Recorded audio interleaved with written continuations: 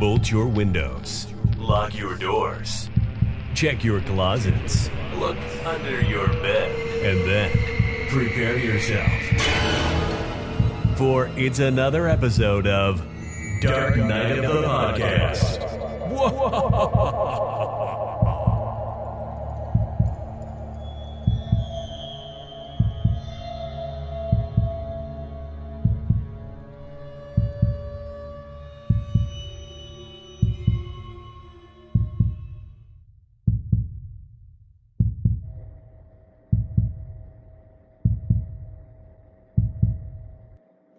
Yes, here we are, guys. We are back with another episode of Dark Knight of the Podcast. This is our first official episode, being it'll be our first review. But I just want to take a second really quick to say, hey, hi, Troy. How are you doing?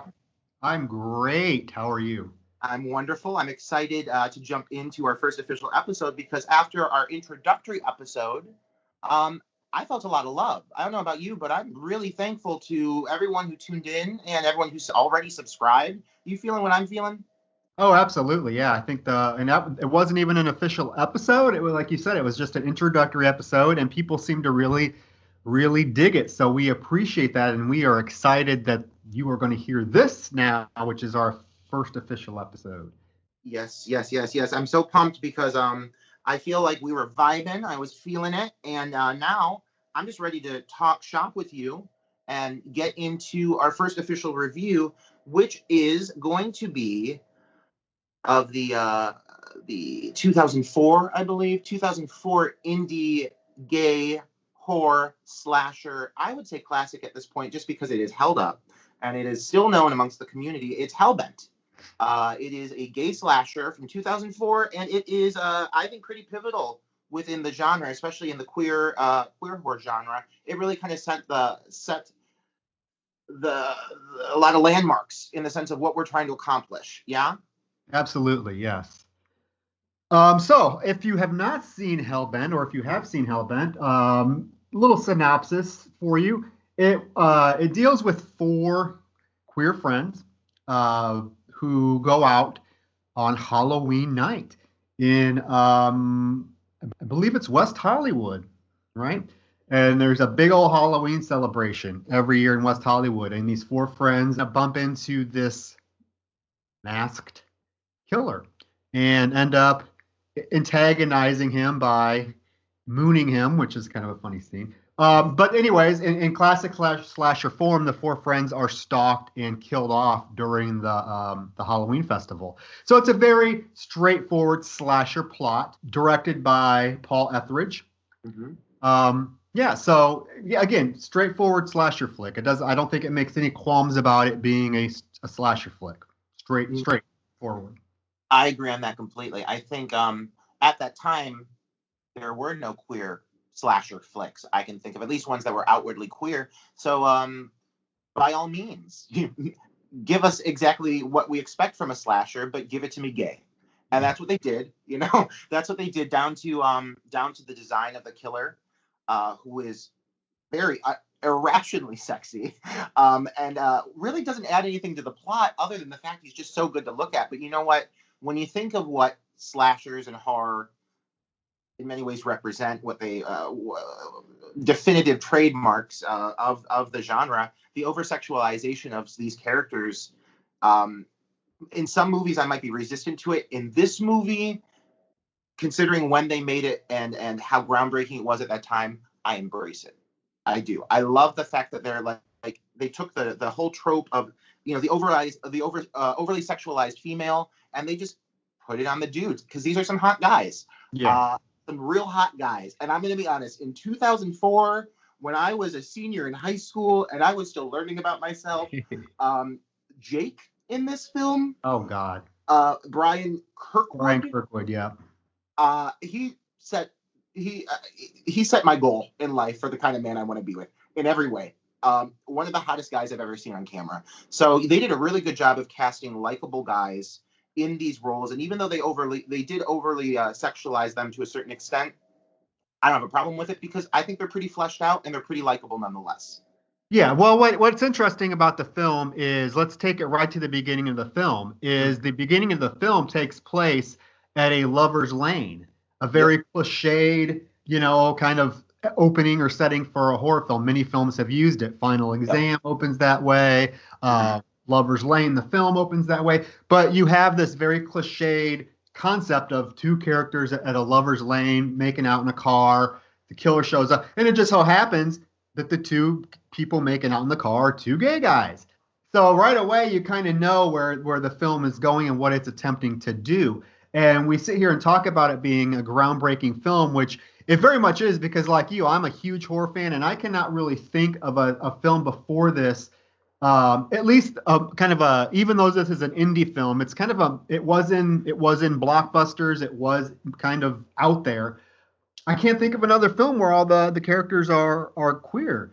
I know there are films with queer characters, but this one just it focuses solely on queer characters. Every character in the film is gay or Yeah. bisexual. Yep.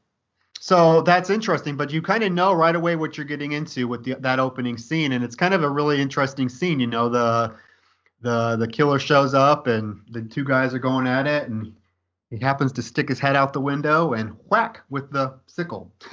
Yeah, and even though it was a very, like you said, a very stereotypical, classic formula approach, um, even in the early kill scene, you can tell that this film was, even though it's done on a low budget, it's an Indian, and you can tell it's a lower budget. You can tell that the director had a vision, and you could tell that there was a stylized approach to this film right off the bat. That whole sequence with the balloons and like it just, the sounds and everything. You could tell it was very well thought out, and I appreciate this movie from beginning to end, even with its flaws, which do exist on this. I mean, how are they not going to?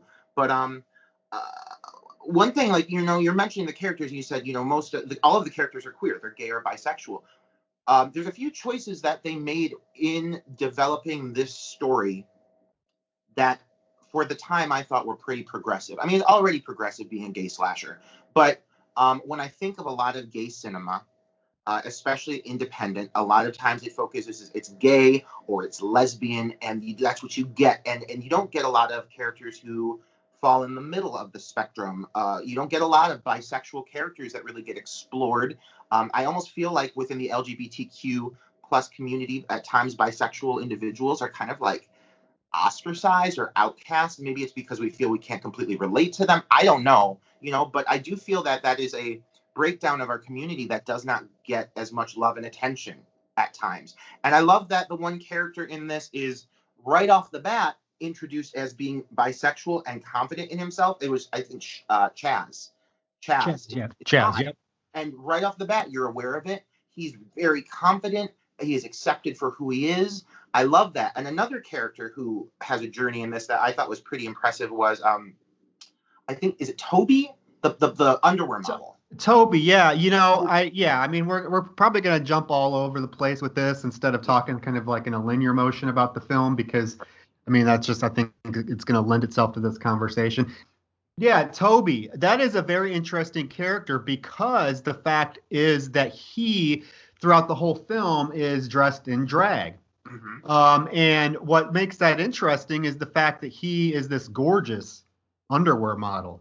Mm-hmm. He's a gorgeous in real life. Even there's the scene where he stands in front of the billboard that he's on and wants the guy to take a picture of him. Yeah, I find it very interesting because he's dressed in drag, and he thinks he's going to get all this attention, being dressed in drag, and like none of the people that he encounters that night really gives him the time of day. You know what I mean? So It's one of those things that's very real and even relevant today when you think about like drag queens and how they're viewed or accepted, feminine guys versus masculine guys, and that whole concept in the gay community. And this was 2004. So to put that in this film was and it's relative today. Like I said, it goes on today. I just find it very interesting. And in fact, his death scene is kind of sad because,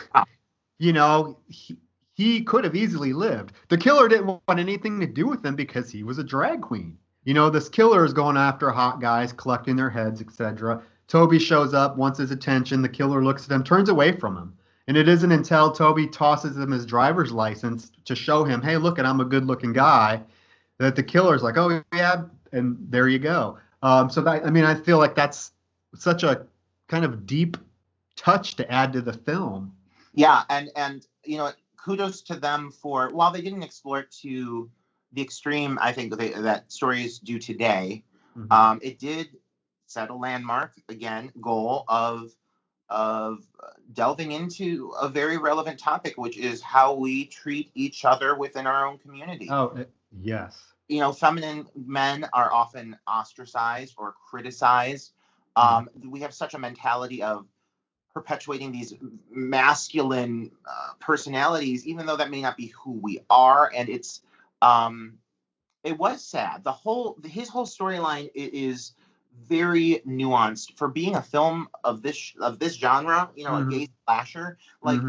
Kudos to them for just even briefly touching on it at that time and opening the doorway to that being further explored in later films. So I loved that about it. That, and a few, like I said, there's a few scenarios within this film where they really took some risks they didn't have to in 2004. So I love that right off the bat. One thing I will say, because I do think we're going to bounce all over the place, and this is a topic I just don't want to lose because it is always in my mind when I think of Hellbent. Mm-hmm. One thing that, and I just want to see how you feel about this. The design of the costume of the killer Mm-hmm. is one thing in this film that it's funny, it's cheeky. I get what they're going for. Do I think it was absolutely necessary? No. The need to make him a hot daddy killer, to sexualize the villain aspect, is one thing I've always kind of been disheartened by, but I get it at the same time. And from a marketing perspective, how does the killer design read for you? This is one hot killer. You never see his face, but throughout the film, he's wearing this skin tight devil. It's a skin tight, what would you call it? Bodysuit, but there's no top. There's no top. It's a skin tight, and then the devil horn thing. I guess it never bothered me because, I like you said, I know what they were going for, since this is a very traditional slasher. I don't know if you would even call it homage, but it's it's very paint by the numbers slasher film. I understand that they were trying to get this iconic kind of look for their killer. And it works. I think it works. Every character in this film, I feel like, is sexualized in some respects. So the killer falls right in line with that. There's not one bad-looking actor in this film. And kind of something else that I find very interesting is that you kind of hit on it. All the characters in this film are very likable. I think that adds to the impact of the film, because so many slasher films, especially contemporary slasher films, have seemed to gone the other way and make the characters unlikable. You want to see them get killed. Yeah. And in this respect, every one of these characters is extremely likable, I think. Even the character of Jake, who is kind of standoffish with Eddie at the beginning, you really warm up to him. Oh, yeah. And the lead Eddie, Dylan Fergus, played by Dylan Fergus, is extremely likable. But I can tell you, and again, jumping all over the place, one of the scenes that is really heartbreaking to me, that gets me every time, is Joey, the character of Joey. Yeah. And his demise. Yeah. Because it felt very realistic to me that, and this goes back to what we were talking about, is how we treat each other in the community. Is he has a huge crush on this guy, this cute, innocent, puppy dog crush that is so cute on this guy that doesn't really give him the time of day when he's in front of his friends. It's not until he's alone with him that he makes the move, because he doesn't feel like this Joey character is his type. He doesn't want his friends to know he's into this kind of, awkward, kind of, nerdy looking kid. So it isn't until he's alone with them that he makes his move, and then Joey gets extremely giddy, and he's excited that his crush actually gave him the time of day, gave him his phone number, and you can just see the happiness on his face, and then what happens, you know? But it's very realistic. I mean, I just think about something personal here is like I just remembered that. I mean, I didn't step foot in a gay bar until I was like 22 because I was in a relationship when I was 18 and lived with the guy for 4 years, and I just never went into a gay bar. So like the first time I went into a gay bar, I was like terrified. But as you go and you kind of see people, I just remember that same thing happening. Is like me having a crush on this guy who was there all the time, which should have been a red flag, but it, wasn't back then.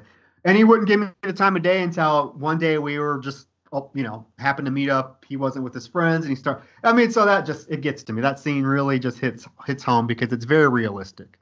Yeah. And I absolutely, and the fact that it's this young, he's the baby of the group, and the fact that I think is he the first of the group to go? He is the first to go. Yeah. And like it is the fact that the killer, like you can tell that he's targeting and selective of who he's killing, and like it just really is a moment where you're like, oh my god, that's the one, like that character, the sweetest character, is axed off so fast. You kind of realize that there's that no one is safe mentality. I feel pretty quick, right off the bat with this film, which I do appreciate. Yeah, they do a really good job of. I mean, honestly, even their kills for being a queer horror film, at times I feel that the violence and gore has been secondary over the queer factors, and at least in some of these earlier films. Not in this case. That reveal always impressed me. The decapitation reveal. When those two sassy gays open that stall and they have that. What a reveal. And consistently, I remember like there's so many moments in this film where I was like, okay, the drug. There's a sequence where Chaz is dancing, he's out partying, and he takes drugs, and like that is relevant. That ties into this community very much so, and he gets drugged, and everything that follows with that well thought out kill sequence. So there's a lot of reasons for this movie. At the time it came out, there's a lot of reasons to be impressed by it. Even if, like I said, even if I have my little gripes with like the killer being over sexualized, and I understand everyone else being over sexualized, but when I think of a lot of mainstream films, I can't think of many films that took the sexy angle with the killer. Of course, it's the gay one.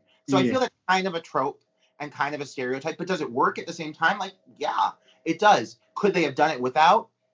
I think so, but still, like, whatever it is, it works for me nonetheless at this point in the game because it's solidified its place in horror slasher history just by being ballsy enough to do what it did.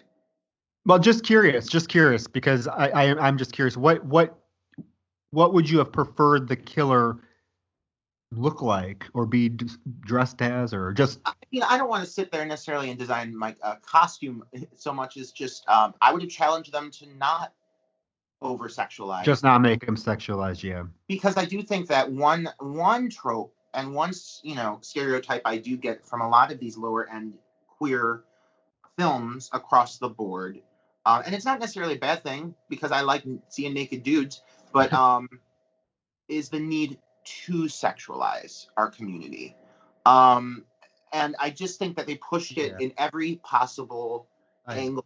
They push the sexuality here. You get the mooning sequence. All of the boys are dressed sexy. They go to a club called Meat, where it's like a bondage club. Like, it is pushed so far. And I love it. But I also feel there's times, like, if you're trying to push this as a film that the mainstream audiences can view, I think sometimes you need to be able to step back and be like, oh, regardless of who these characters are, this is terrifying. Having that layer of sexuality from beginning to end takes away some of the fear factor for me. Is that fair? Yeah. I get what you're saying. Totally. I mean, I kind of see why they did it because it makes the killer attractive. Like, if you think about going back to like Toby's death scene, if the killer wasn't some, hot daddy walking around shirtless, Toby would have never approached him. Let's be honest. So, which is interesting because of his whole storyline, but that's why he initially approaches the killer at the end right before he gets killed.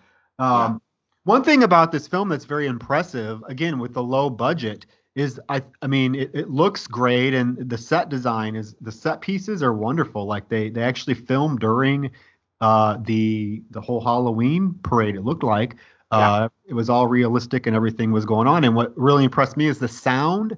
Sound is great for being, this indie film. I mean, the sound design was really good. Yeah.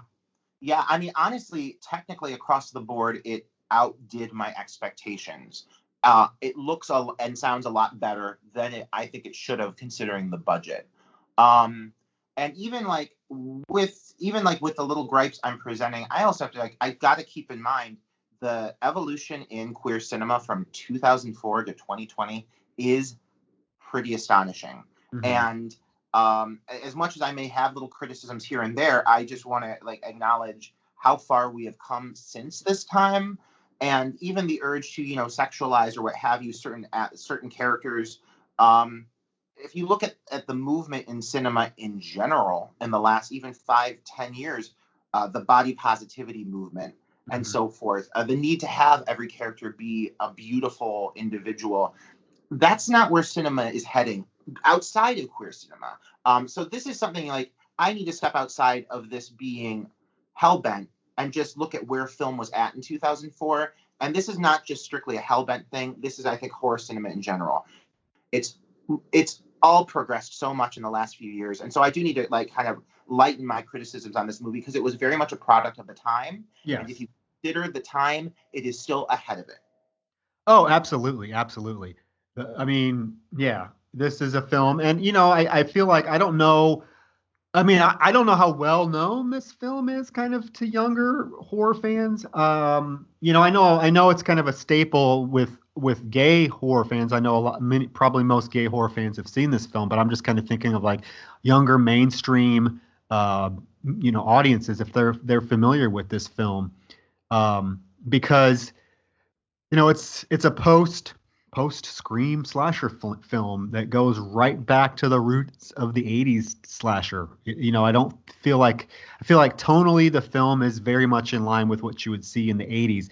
What I appreciated is it didn't take the self-referential tone that a lot of slasher films after Scream did. You know what I mean? That they felt like they had to kind of have that kind of humorous element run through it, and this film does not. It's very serious. The tone is very serious.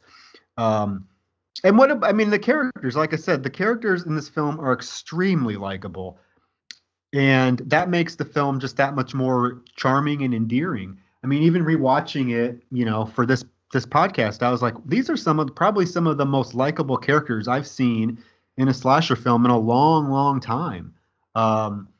You don't want to see them, get murdered. And what's interesting is, like I said, where, like you mentioned, the Chaz scene where he gets drugged and he's on the dance floor, and he actually gets killed on the dance floor. Kind of reminded me of the opening of Scream 2, because people aren't really aware of that what's happening to him is real. People think it's a Halloween prank. And I guess that leads into the climax of the film. And if I was to, and we can get into this, but if I was going to have any criticism about this film, it would definitely be probably the last 15 minutes of the film. When it gets anything that gets a little too over the top for me, happens within that time frame, I would say. Well, yeah, my problem is, okay, so we'll get into the end. And we can, like I said, we might bounce back and touch on some other things if we think about it. But my problem with the end of the film is that you get the really cool scene, Chaz's death scene, and when it's revealed that he's actually dead, and they, everyone's kind of abandoning the dance floor in the club, and the killer comes after Eddie. And you have that iconic scene that's the poster art where Eddie is hiding behind a gate, and the killer uses a sickle and hits him in the face, hits him in the eye, but Eddie is revealed has a glass eye. So the sickle hits his glass eye, which is a really cool. I mean, that's really cool. Yeah. Okay, so then they go to the police station, blah blah blah. I feel like the film loses some of its, what's the word I'm looking for? Some of its realism at that point, because okay, your friend your best friend was just murdered. Okay. So you go back to your apartment with Jake, which, hey, it's fine. But they don't seem all that concerned that their friend was murdered.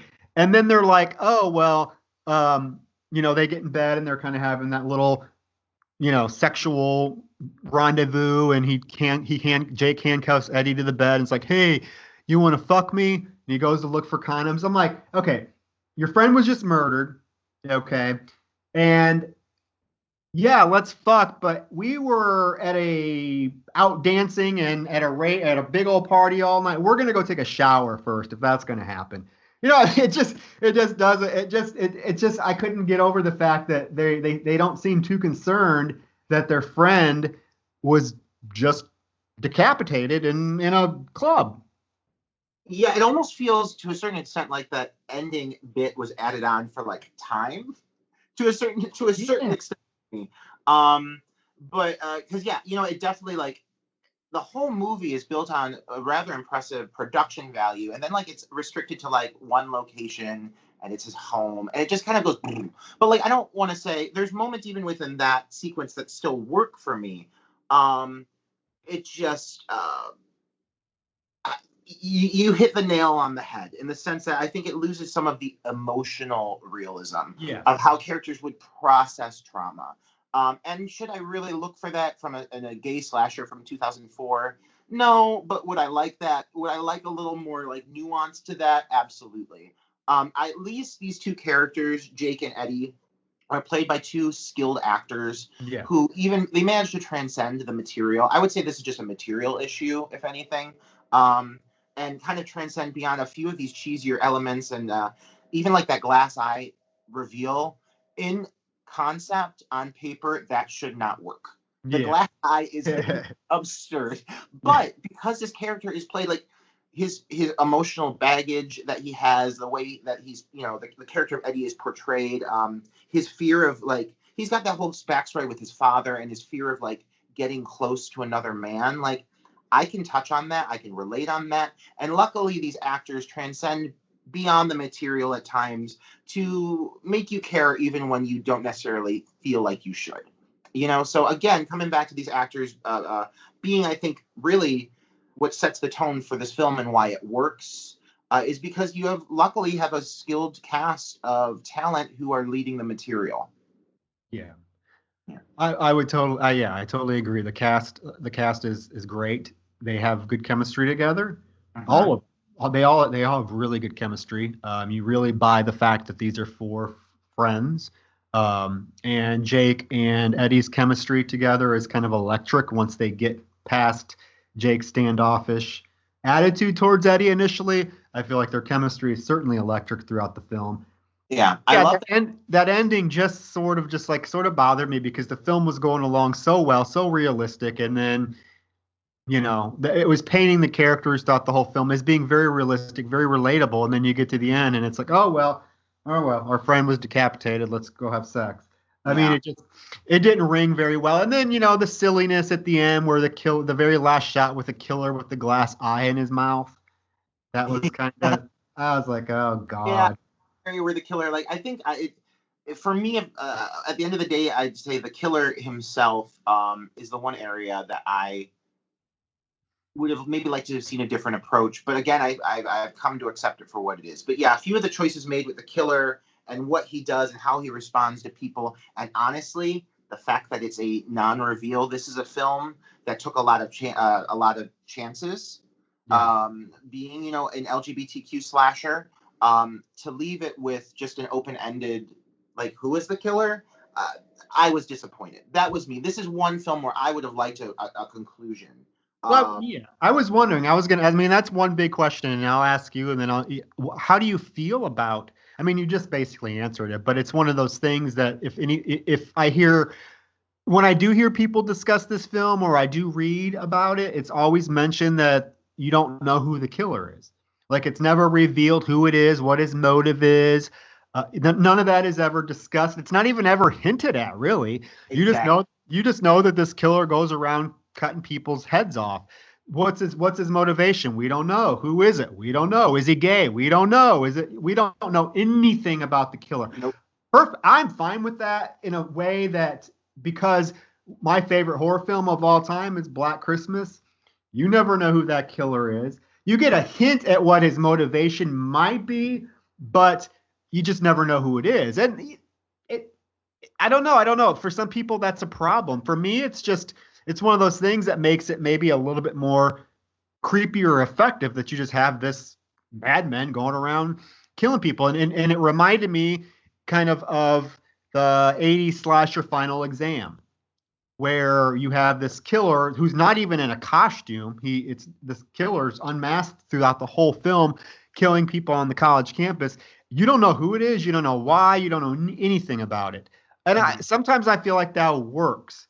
For this film, I mean, I feel like maybe it would have been more beneficial or effective for them to at least hint at who he was or why he was doing it. Because is he some homophobe? I mean, yeah, the term I would use in this case would be missed opportunity. Yeah.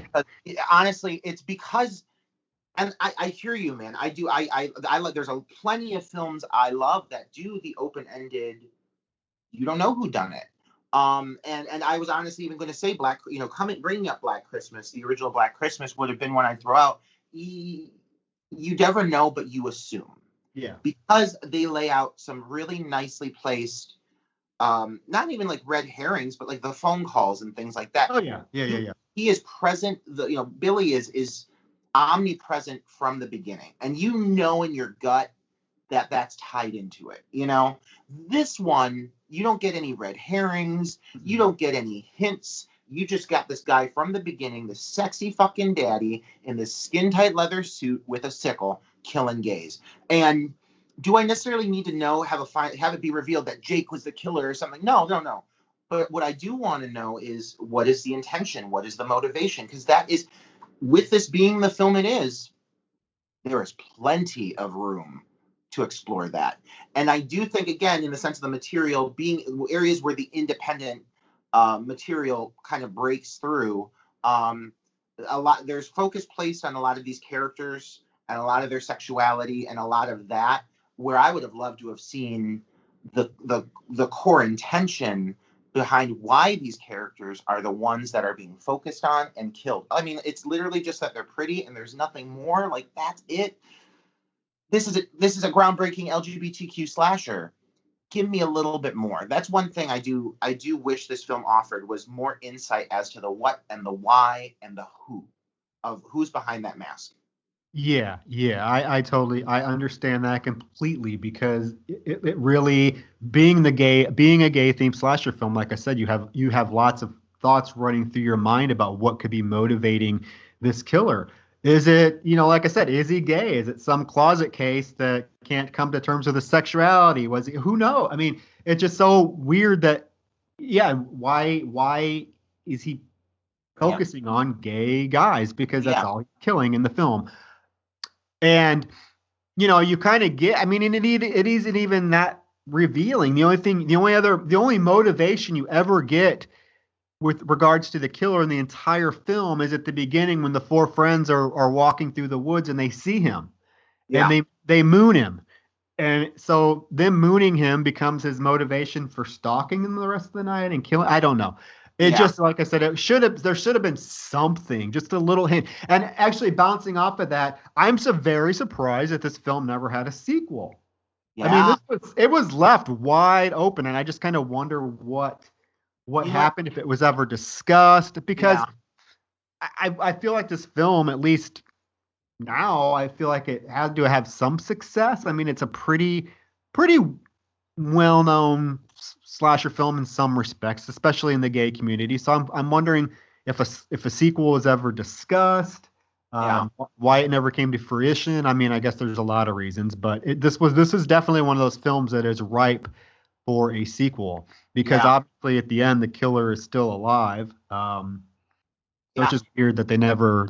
I mean, I understand it's really hard to make a movie. I was reading the trivia on this film, and it took them it took them a long time to actually film this. Yeah. So Yeah, I feel that this is one of those films that, again, a lot has happened between 2004 and 2020, and I think at the time it came out, like, oh my God, what a ballsy choice to make a film of this nature that's also trying to be a mainstream slasher, because they were giving the gays what they want, and they were giving, honestly, this movie delivers in the sense of what slasher fans want. Gay, preference aside, how many movies, Troy, have you and I watched as two gay men in which women are exploited and nude, and so if a straight person can't sit down and watch this movie at this point in 2020, that's their own journey they need to get over, because this movie delivers as a slasher film, but still in 2004, ballsy choice,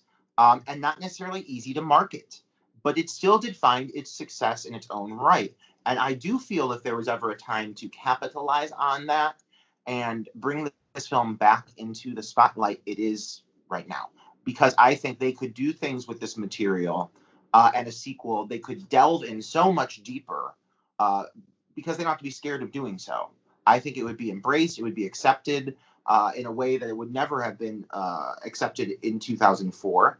And yeah, I think you're absolutely right. The ending it's ripe for a sequel. I'd love to see that happen, because I would love to see them revisit this material with a 2020 mentality, and give us some characters that are even more relatable in the sense of their physical presentation and otherwise, and delve into this killer.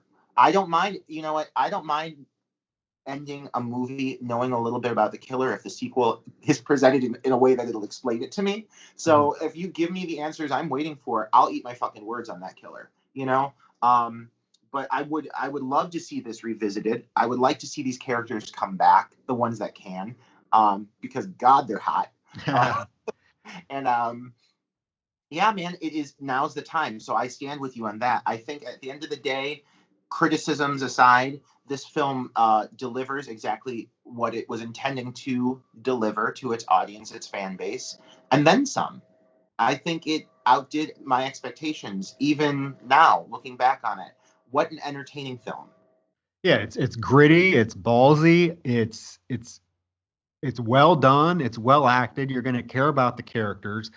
I mean, I don't know what else, what much more to say about the film. I definitely highly recommend it if you haven't seen it. And especially if you're a gay horror fan, I feel like it's a staple that you absolutely should check out. Absolutely. Because it really is. I mean, one of the first, if not the first, gay themed slasher film out there. And what's interesting is even even now, it's 2020, there still isn't a lot of gay themed slashers out there. We mentioned it on our last episode that there's a few that are starting to come to the forefront, which is awesome. But this one is really one that started it all, and it holds up extremely well. I was surprised. Yeah. Yeah. So yeah, that's what's your any like what are your any other thoughts that we might have missed or No, man. I mean, honestly, like, it's funny when I watched this movie, um, and when I revisited it, I really ended up being like, wow, like, this is an example of what you can do on an indie level, and succeed across the board. Yeah. I don't care how small that budget was. They made a movie that looked better than it needed to. It's still indie, but like, they kind of hit all of their goals and did it well. And as I keep saying, minor criticisms I may have aside, this film is just a really fun slasher. Queer elements aside, it's a fun slasher. And I will say, you said, you want to urge queer listeners to watch it just because of being a gay film, but I really want to encourage allies and straight listeners to give it a shot too, just because, you know what? Being 2020, I think you should be able to look past the sexual elements and the queer elements of this and just see a really good horror film that, regardless of who the characters are, it hits the mark.